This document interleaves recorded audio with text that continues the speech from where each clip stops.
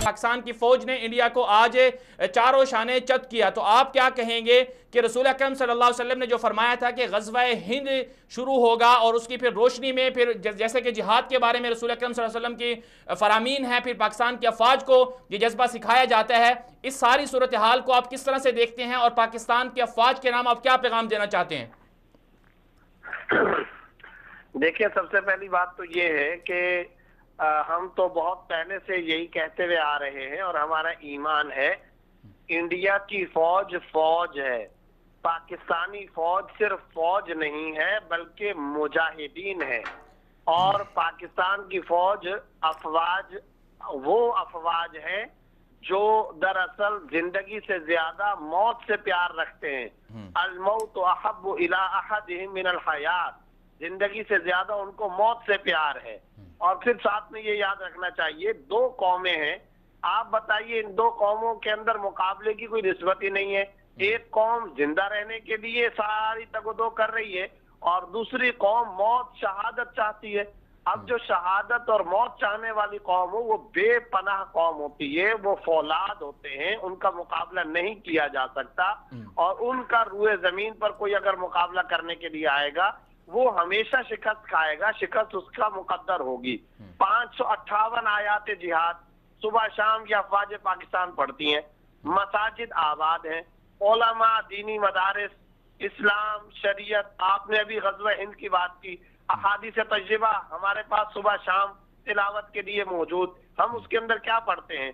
अहादीस तजरिबा के अंदर अगर आप देखें, सुनन नसाई की जो रिवायत है, इसी तरीके से जो रिवायत ग़ज़वा हिंद से मुताबिक हजरत सौबान रजी अल्लाह तआला अन्हु की है, हजरत अबू हुरैरा रजी अल्लाह तआला अन्हु की है कि वो ये फरमाते हैं कि रसूलुल्लाह सल्लल्लाहु अलैहि वसल्लम ने हमसे वादा फरमाया था कि मुसलमान हिंदुस्तान में जिहाद करेंगे। अगर वो जिहाद मेरी मौजूदगी में हुआ तो मैं अपनी जान और माल अल्लाह ताला की राह में कुर्बान करूंगा।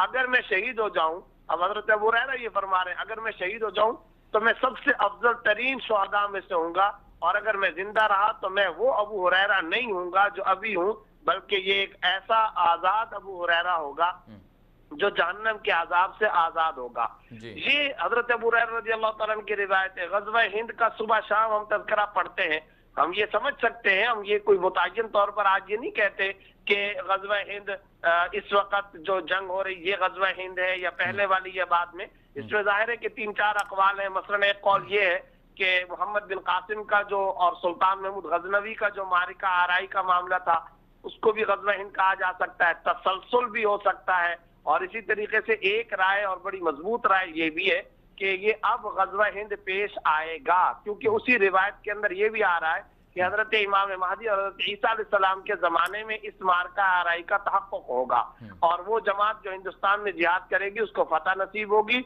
और वो माल गनीमत लेकर वापस लौटेंगे। तो हजरत ईसा अलैहिस्सलाम से मुल्क शाम के अंदर उनकी मुलाकात होगी। अब ये इम्कान इस बात का है कि ये जो इस वक्त हो रहा है ये भी ग़ज़वा हिंद का एक तसलसल या उसका एक हिस्सा और जुज़, और सुबह शाम हम उसकी फजीलतें पढ़ते हैं। तो मैं ये कहना चाहता हूँ पाकिस्तानी अफवाज का मोराल इतना बुलंद है, इतना बुलंद है। आपको मैं अभी बताऊं, इस वक्त पाकिस्तान के अंदर एक किसान, एक दुकानदार, एक शॉपिंग सेंटर मार्केट वाला, एक आम देहाती, हत्ता के एक आम खाकरू, उससे अगर आप पूछें वो इस तरीके से बेचैनी का इजहार कर रहा है कि बस किसी तरीके से मुझे बॉर्डर पर भेजा जाए, बस किसी तरीके से मैं बॉर्डर पर जाकर के पाकिस्तान इस्लाम के नाम पर अपनी जान दे दूं।